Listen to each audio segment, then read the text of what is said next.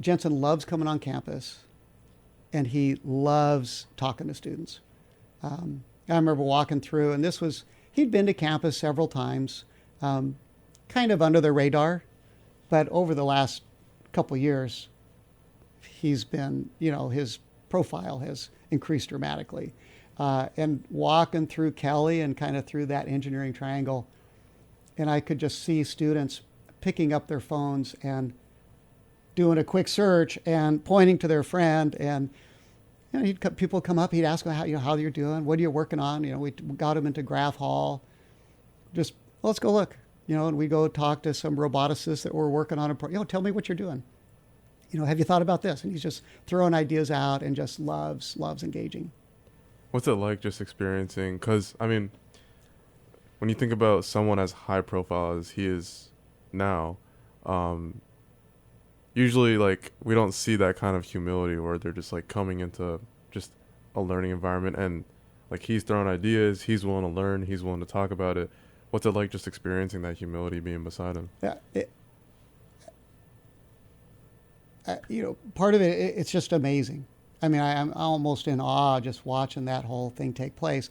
It's also kind of exhausting, right? Because you got to be on your toes when you're walking around with Jensen and Lori. And Lori, a lot of times Lori and I kind of hang back, and Jensen, really, he does his thing, and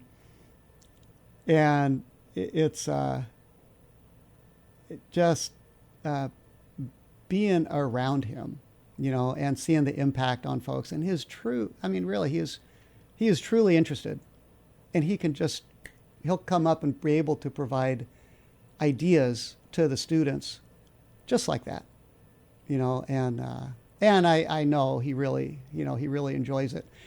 Something they joke about, they don't joke. It's something that, Jensen thinks about. A lot of big companies, and at the university, right, there's bureaucracy, and it takes sometimes a lot of times to do things. You kind of talked about that earlier on in the show, how there's all these steps you got to kind of go through. Yeah.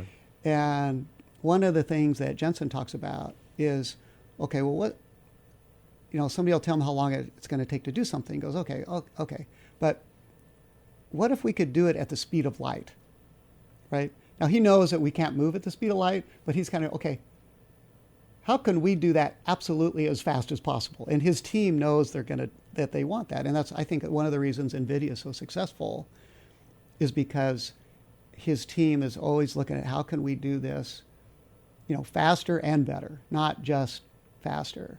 And that's something I'd like to bring here to the university is, how can we at least look at what are these obstacles preventing us from moving as fast as we can, right here at this public institution.